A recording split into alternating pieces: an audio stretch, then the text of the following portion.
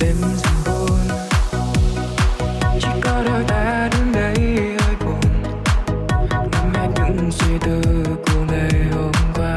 Giờ đây đã xa riêng mình ta, vẫn mãi lang thang dưới ánh chiều tà, vẫn nỗi nhớ mình man ký ức về đêm bây giờ đang ở một nơi xa. Anh trả lời tôi đi, anh có thích tôi không?